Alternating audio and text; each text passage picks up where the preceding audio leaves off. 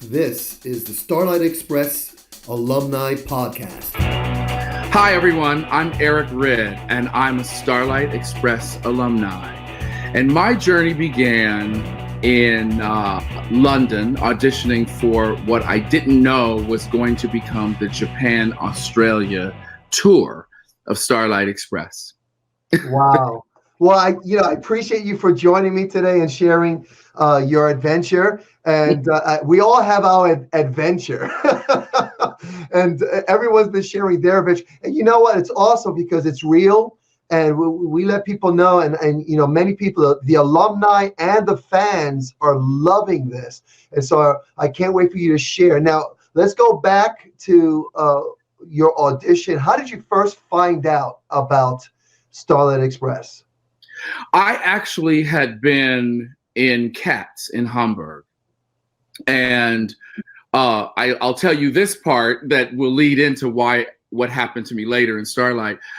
I actually had been a ballet dancer, and I had been ballet companies, and ended up kind of slightly accidentally auditioning for Cats because I ended up going in on the singer day when I thought it was the dancer day. Mm-hmm.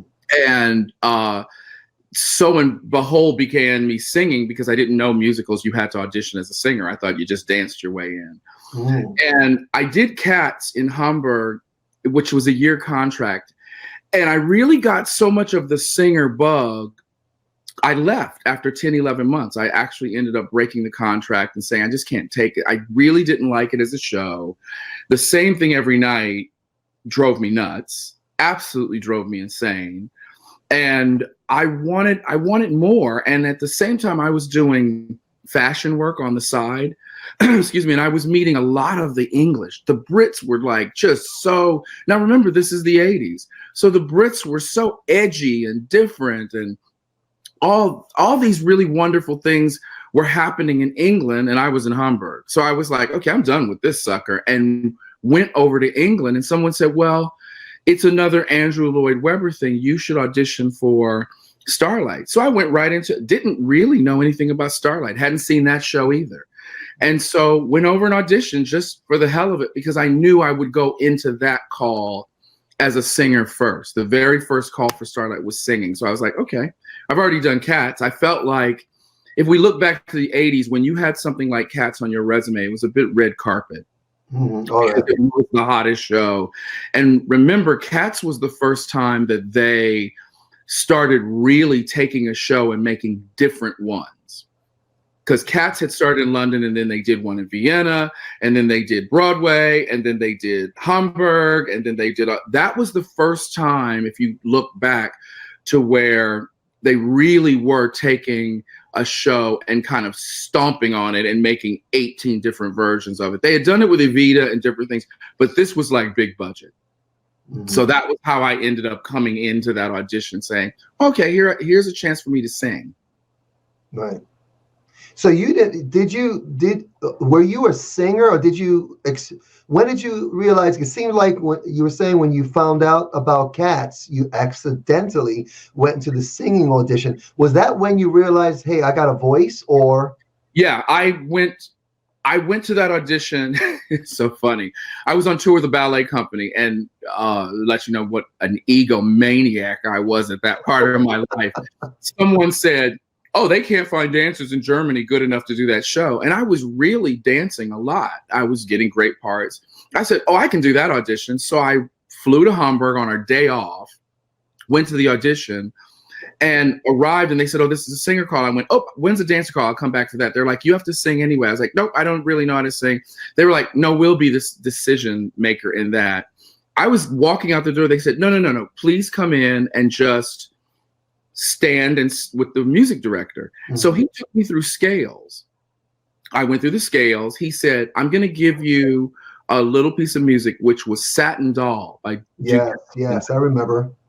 Ended up being, it was my father's favorite song. So I actually knew the song. They said, take this away and come back tomorrow. I came back the next day, just kind of being able to sing through it. Mm-hmm. Remember, this is pre-internet. It wasn't like I could click and find the song. I came back the next day, I sang for them, and I kept saying to them, I've got to leave to go to my job, back to the ballet company. And they were like, just sing through, we'll decide. I sang through. The music director said, you have a really great voice. You should never tell anybody you're singing. We're going to fly you back in a week for the dancer audition, which they did. The next day we had a day off. They flew me back to an audition. And you can imagine, I was actually quite embarrassed about my singing voice at that point. Mm-hmm. So I wanted to prove I really did know how to do something. So I danced my brains out at that audition. And there happened to be another dancer at that audition by the name of Erique. Oh, Erique. Yes. And we met. We were about the same height. Mm-hmm. And we kind of looked at each other and said, let's give it to him. And we ended up both getting a job.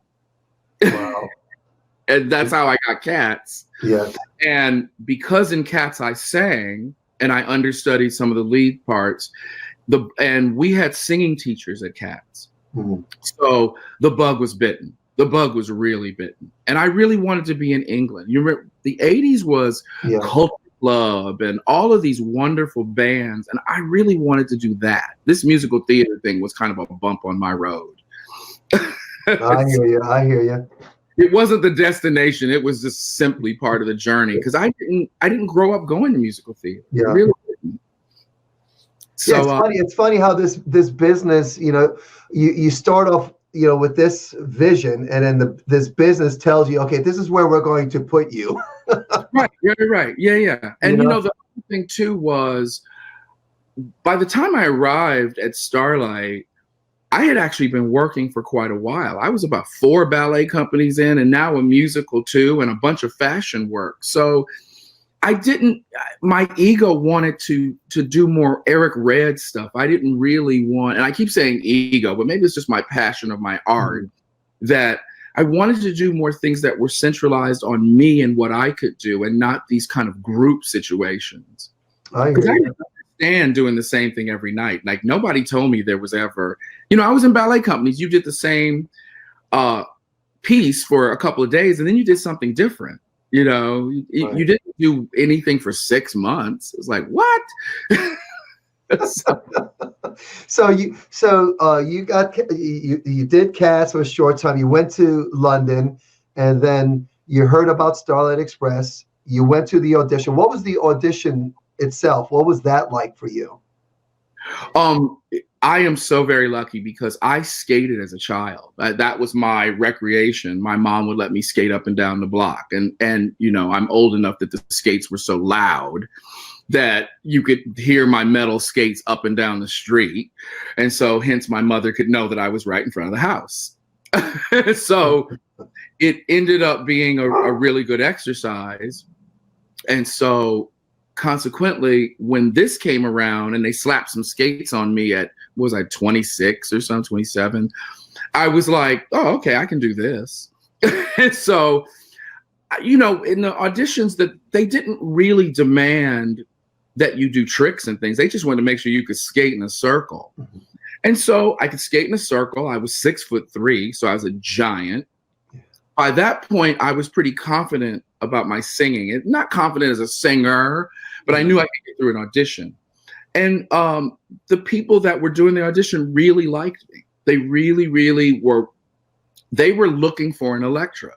Now, who was there? Who was at your audition? A girl, Arlene Phillips, Dion McHugh, mm-hmm. A girl by the name of Void. Yes.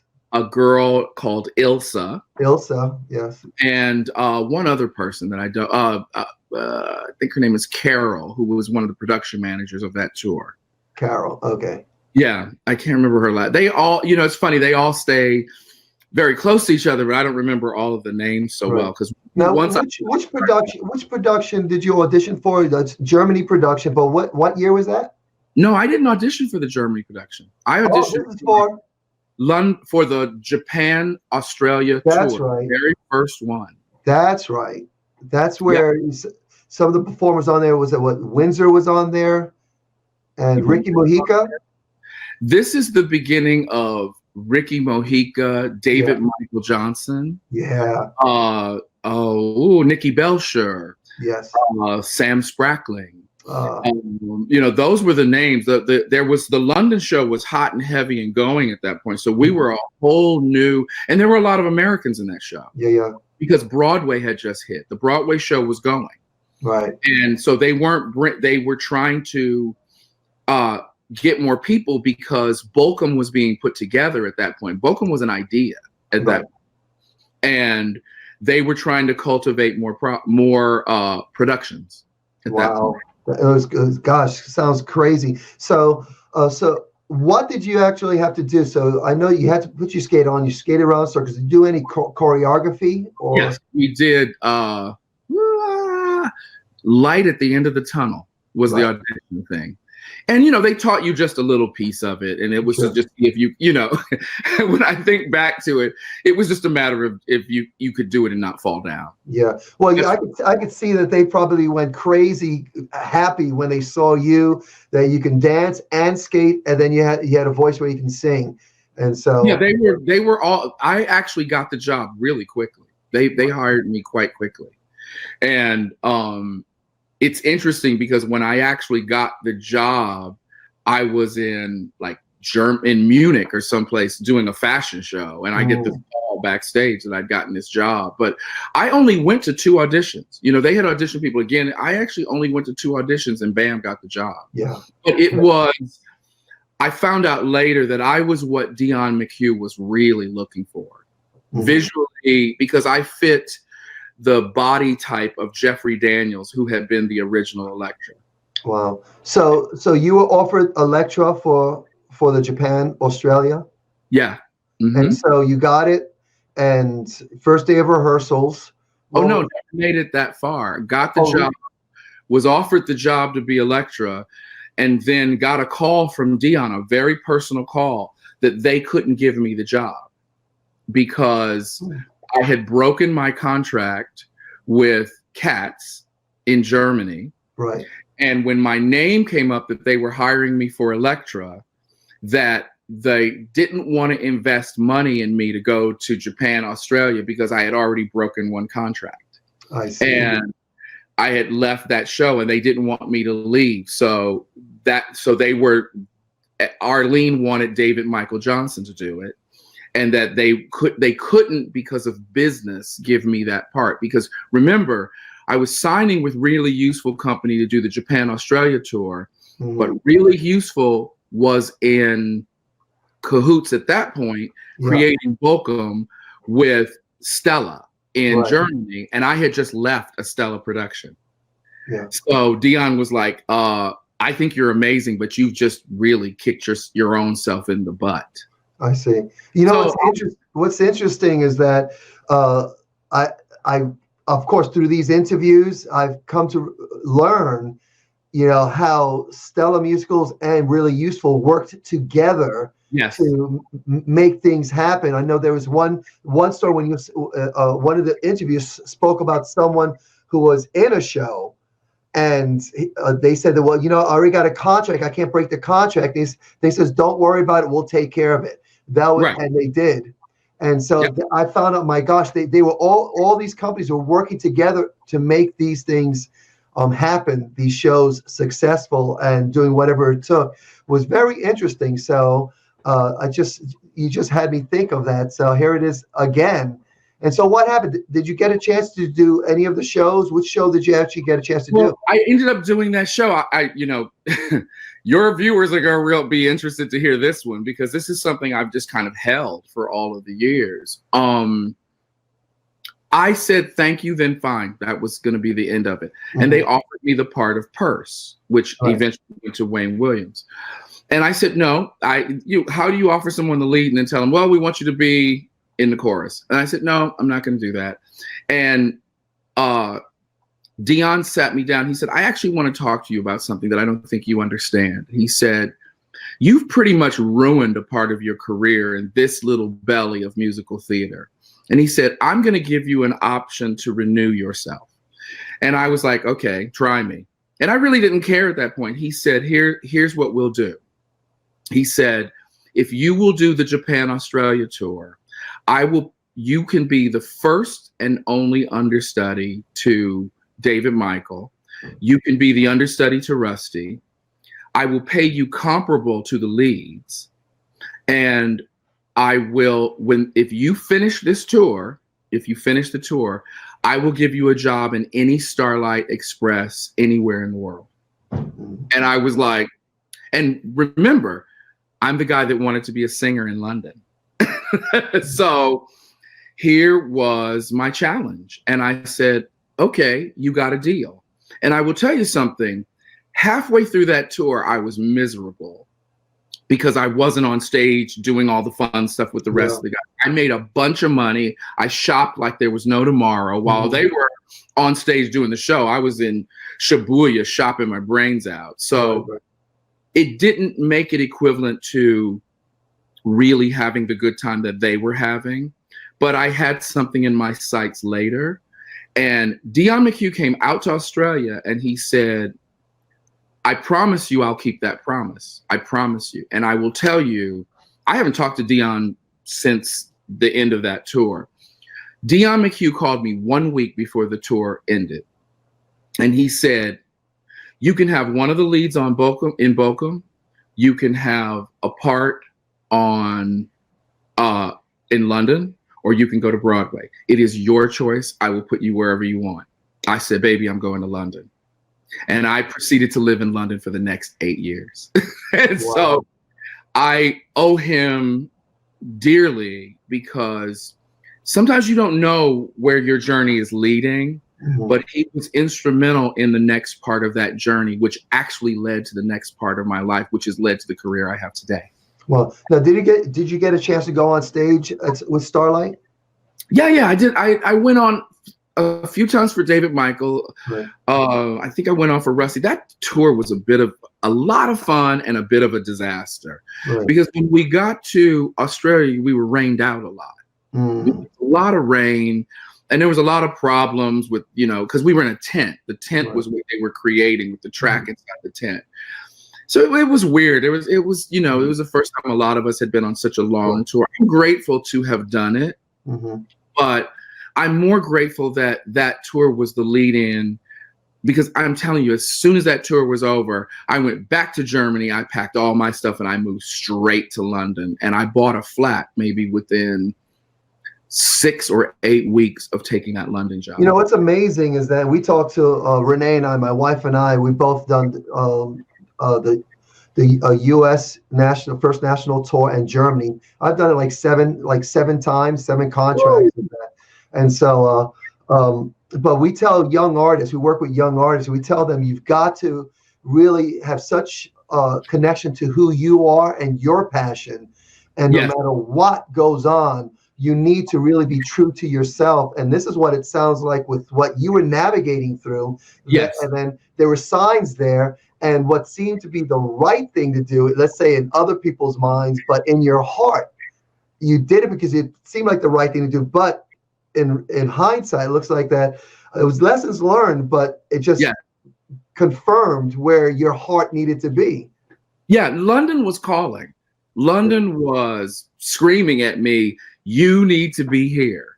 And I knew that. And it's funny that I think when you're young, you don't really know that's a calling for you. You just feel like, oh, it's fun over there. Yeah. But what I realize now, looking back on that, it was calling me. It was where I was supposed to do the next section of my life, the next section of growth. Right. And it really did seal a next part of my journey. What's amazing is that when I did an exercise many years ago, one of my mentors told me, so, okay, Peter, I want you to get stickums, little stickums, like these little stickums, and on each stickum, write down what you remember of the highs of your life and the lows of your life, and get all these stickums. Then create a timeline, and then, like 10-year increments, whatever, and then place these on the line, and then if they were high, put them above. If they were low, put them above, and then start rating them, whether, high, like say, like to me, a 10. Or this was a high, but it was a 5. This was a low, but it was like a -10. So he said, create this diagram. And then I did that. And then I stepped back and looked at it. And I saw that the greatest lessons that I learned were with the greatest lows that I wow. in my life. And it was a timeline. That was so. And then when I got together with him and I shared this, I wrote it out. I had it all, this big piece of paper, gave it to him, and I gave him the permission to ask anything, because I'm that kind of person where I'm transparent and I want to be genuine. I told him you could ask any question. He started asking about the major lows in my life, and then we unpacked it and really saw the power of learning about who I am and how it brought me to where I was in that point in my life. And even to this day, I am where I am, because of my whole of my life. But more importantly, the lessons and the wisdom that I have is because of the greatest lows of my life. And so that's incredible.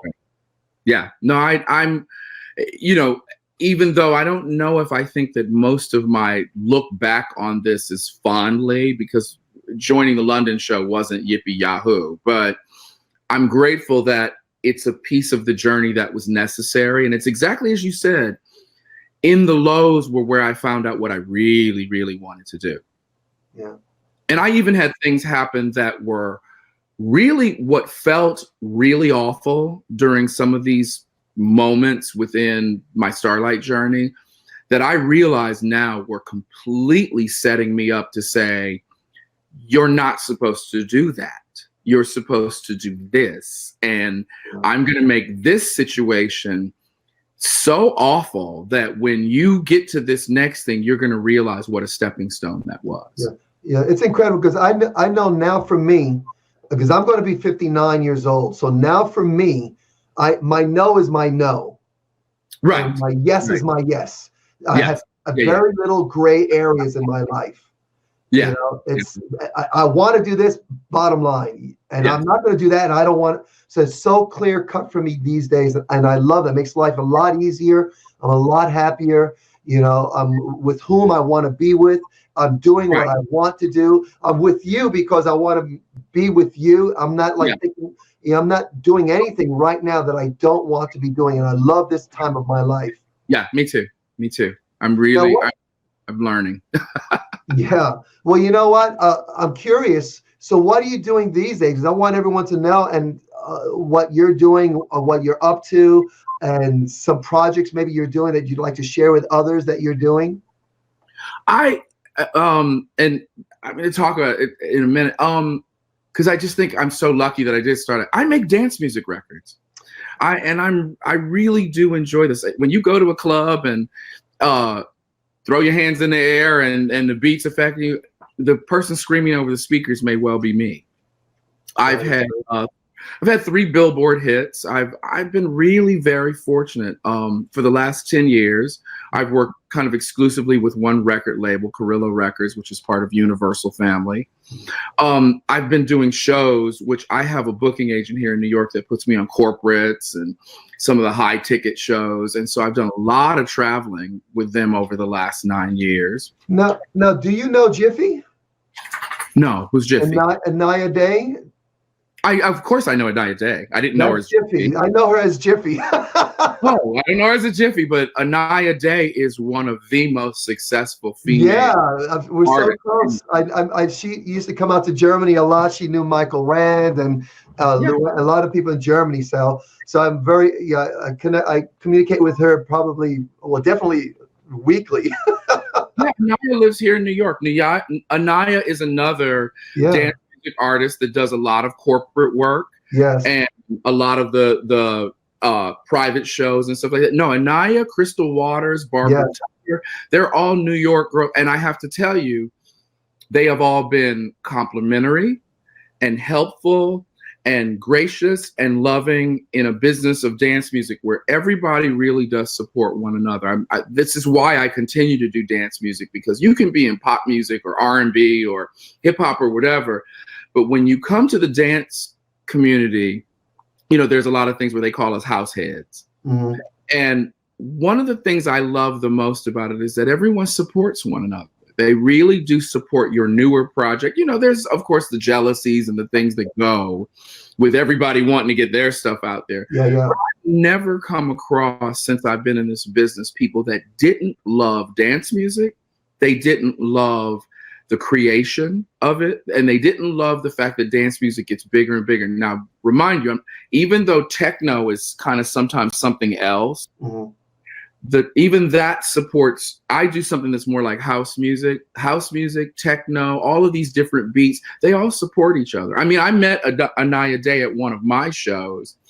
Really nice, and I thought, oh, she's really cool. And then somebody said, you don't know who that is? And I went to her show, and I went, oh my God. Yeah. And, we've been friends for a long time. I'm really grateful that I've met someone like that in the business. Right. You see me getting in the camera. Sounds like you're in New York, not in London. No, I'm in New York. Oh, you're in New York. I live in New York. I got out of New York City because I have a recording studio up here. Nice. And now, if somebody wanted to find out about your music and hear your music like me, I'd love to hear your. Oh, where would I go? Okay, so my website is eriquered.com. Perfect. It's easy to find me, but I am on all of the portals. You can find my stuff on Spotify. I'm on iTunes.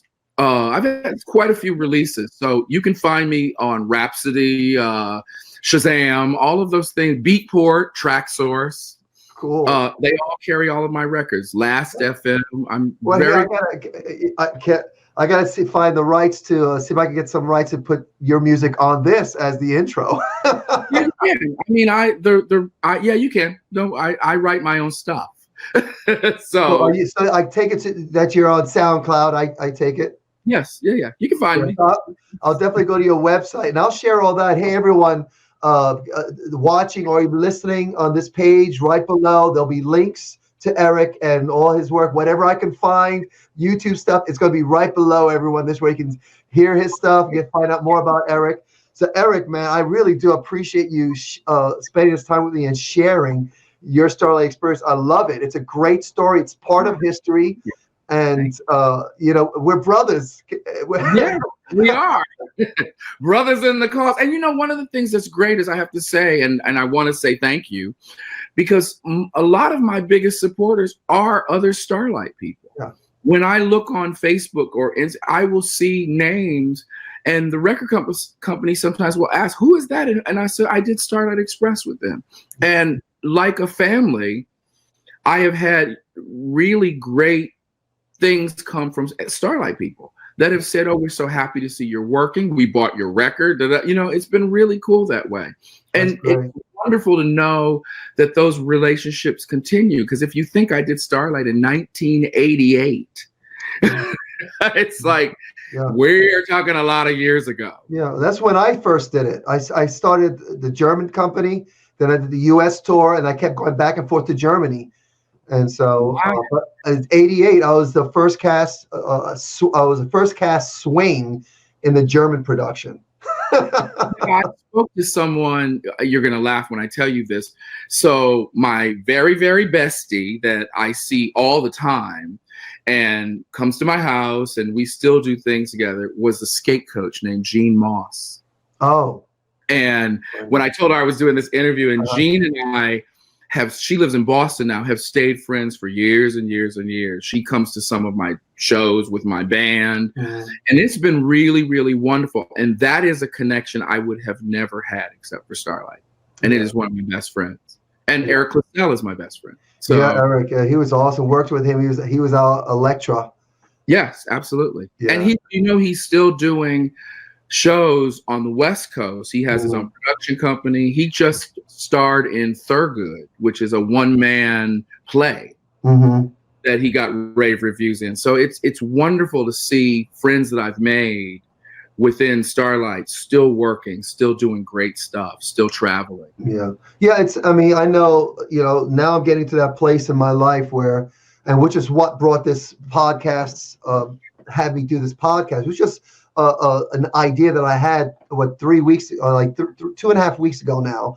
Oh wow! And I was at the gym, and I had spoken to Luther Eaton, and who did Starlight as well, and I just communicated with him. Then I was at the gym, and I have this playlist that I created on Spotify for when I go to the gym, and it's all songs that are themed legend, or being legendary. Right. And right. so, because and then I was thinking that, I'm talking to these alumni, and gosh, somebody should interview these guys, because the stories that we're talking about, we're laughing and we're crying because we've lost many friends. A lot of the alumni are passing because we're just getting to those years, and for whatever reason. And so I said, gosh, we need to get these stories. These are so funny. They're great. And so I said, you know what? Somebody should do a podcast. And I said, well, heck, why don't I just do it?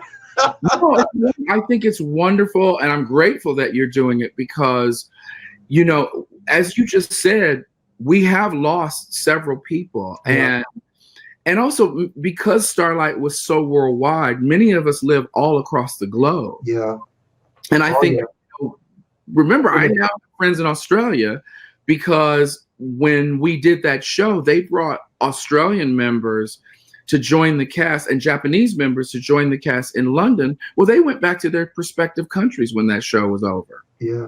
And I get to hear about their grandchildren and their children and their cousins, and I think it's really wonderful because you don't want to lose anybody that was dear to you without being able to say, you were a great spark at a time. And I said my Starlight road was a little rough because there was something else I wanted to do. Sure. And I'm grateful to those friends because they lifted me up so that I would keep going. Yeah. Yeah. And my last contract with Starlight, well, be truthful, I just hated it. And I'll tell you why. It had nothing to do with Starlight. It had everything to do with, I just had a baby, and my wife was in the U.S. Absolutely. and my daughter was just born. They gave me 2 weeks to go home so she could be born, and I stayed. I kept calling in saying I'm not coming back. I'm not coming back, and then finally after 5 weeks I went back, and I couldn't stay there. My daughter was born. They were in the U.S.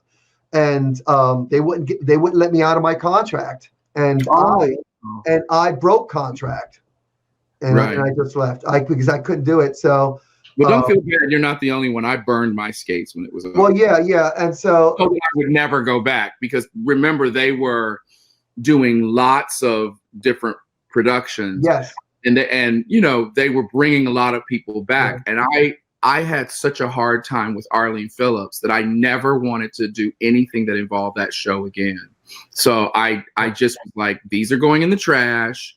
Yeah. And I remember because I had red wheels from the Electra thing, and I was like, I don't ever want to even entertain doing this again. Yeah. And I didn't realize it was leading to something wonderful, but when I left, I was like, no more of that. Well, there's a story that I tell a lot of my artists, and because I'm a martial artist and I have a martial arts school. I've been doing that for 20 years. And so I tell performing artists and my martial artists and small businesses that I work with, when you want to do something and you want to go in that direction, you want to, let's say, there's a story that I tell them that, there's a guy who has to go into war, and he has his warriors with them, and they have to go to an island, and they have to go there and win the war. And so he says, look, we went to the island. I'm sure you might have heard this story before. We went to the island from the boats, and then once they got off the boats, they burned all the boats. Right. This way, you either die or you succeed. Right. And so that's commitment. And so I did the exact same thing that you did. When I left Starlight, I made it so that I would never, ever go back, because I made a lot of money. And, my first condo that I bought, it was with because of Starlight Express. And so I have a lot to be grateful for, but it was my time was done. And so, for me, I really, like you, I'm grateful I made a lot of money. But one of the things, and I've learned now to not be bitter about it as the years have gone by. But what I learned from Starlight, which I still carry with me today, is how I demand to be treated. And that was the problem, because I was American, and it didn't happen on the Japan, Australia, but by the time I got to England and I was in the England show, how I was treated was dreadful inside of that show, because I was kind of like lone guy on the bus. Mm-hmm. there were only a couple, because the other Americans had all that were on Japan, Australia, that really still wanted to do the show. They all went to your show. They went to Bochum. And so I was one of the few Americans that was like, no, send me to England. And so it was rough from day one. And you probably remember that back in the 80s, there was a bit of a competition between the English and the Americans, because we were sharing a lot of musical theater shows. And there was always a conversation about what cast was better and blah, blah, blah. So when I arrived, I got pretty roughed up by the powers that be. And I didn't recognize it as being the American boy back then. I just thought, why is everybody so mean to me, you know, that are in the higher ups? And I had to take to task several times. Now, remember, I'm 20, in my 20s, how I will allow someone to treat me because they are in a higher position. And I'm still grateful. I still carry a lot of anger from that because I felt like it wasn't necessary. I was young and I just was trying to do the job given. But talking down to me and talking at me like you own me, I wasn't comfortable with, nor was any American. And unfortunately, the English dancers they just had a different journey to get to the job. I didn't know who Arlene Phillips was, nor did I care. And I didn't know a lot of the history of this. I know that Dion had given me this job. It was in England. And I knew a lot of models. I didn't know a lot of dancers and singers. I didn't know this part of this thing I had entered into. And so when that was over, when that show was over, and I have to tell you, to this day, I've not been to one reunion. I've not seen the show again, nothing, because it took me a good 15 years to understand that was my learning lesson about saying, no, you won't treat me. Because I didn't actually just kind of leave the show happily. It was like, F you, I'm done. And I had never left anything like that. Not my ballet companies, not anything. And I tell you, the very next year, I was in England with no job, no prospects, no nothing. I just didn't want to do Starlight. And I didn't care. And I owned a property. So I was like, okay, what are we going to do for money? Because you just quit your job. I got a major record deal with Jive Records 6 months later. And it is because I was in England, because when I was in Starlight, I had the money to go to a major singing teacher who she took care of. Annie Lennox, Shirley Bassey, Boy George, she was their singing teacher. So it came around time she said, I'm just going to send you to this lawyer that I've met and maybe he'll be interested in you. And 6 months later, I'm signing a 3-album deal with Jive Records. Now, Jive Records later on went on to have Britney Spears, Justin Timberlake. They just went on to be massive. I was in their early years. So that taught me to go backwards and be grateful, even to Arlene, and say, you know what? This was just part of building the bridge to the next place. I may not have seen it, and I may have been a hard-headed kind of American boy with a lot of ego attached on the back, but this was my journey. And she just happened to, and I'll tell you, all of the angst I went through in Starlight led me to sign a really good record deal. Yeah, that's great. I know with everything that because I look back on my life and I finally, when I was 36, 37, I finally made sense of all the garbage in my life. And how people treated me, what I went through, without going into any details. But and I remember up until that moment, like 36, 37 years old, I was asking the question, why? Like, why me? Right, exactly. As we do, as we grow, we go, why?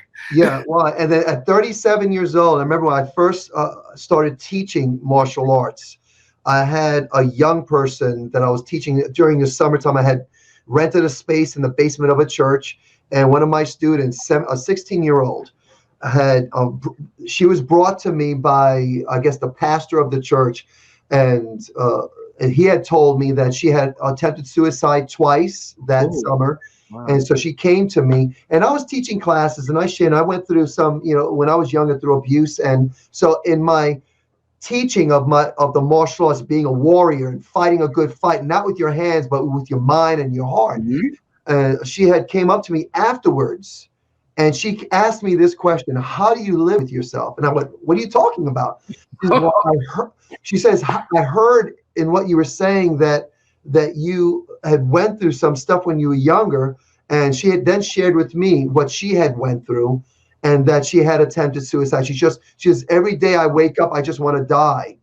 And in that moment, I told her that one day someone's going to come up to you and ask you the same question you're asking me. How do I wake up every single morning and say yes to life?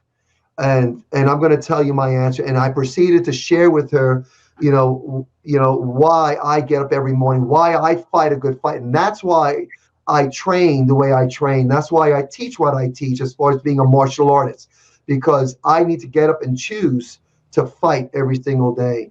And so now, as I jump all the way ahead now, everything that happens to me, it's so that I can tell someone else it's going to be okay. And just hang in there. Here are some skill sets, some tools, some things you can try. But if out of any, just get up and keep moving. Don't stop moving. Don't ever think it's the end. And we live enough of a life. I live enough of a life that's true. And, Yeah. I learned I think it's wonderful that you tell younger people that, because now we are at the section of our careers and at our lives of where we do offer mentorship and things to younger artists. And I have to tell you, I always thought when I get to this point, I'll have something really wonderful to figure out with someone to say. And interesting enough, I learned what I tell people just recently. And, I know Oprah Winfrey is like the biggest star in the world at this point. And I would have never thought that would be the person that would teach me something incredible about my journey and what to say to younger artists. And now I say something I learned from Oprah, which is God can dream a bigger dream for you than you could ever dream for yourself. And I know that is my journey, that all of the things that happened in the forward process of the journey were not the dreams I set up. I may have had the fantasies and but the way it unfolded, the beauty with which it's unfolded, and the fact that I'm still here now, able to still remain doing what I love to do, means that the dreams that God's made for me have certainly outweighed the things that I thought I was going to create. And although they may be very different, they've made me a much stronger human, a much more compassionate human, and a much more worldly human on the end of it. And I think that's what's important, that if you can sum up this journey called life as you move forward to give something to younger people, you have to give them hope for the future. Yeah. You have to I offer faith because that's what works for me. But I always am open to someone else, bringing that in, because now I actually do things where I talk to younger artists, and I'm really shocked how I can sit down and talk to them and their eyes are as big as basketballs when I talk about what I've done. To me, it seems like, yeah, but I'm sure you want to talk about Beyonce. Yeah. It's not always that. It's always, please tell us how you got there.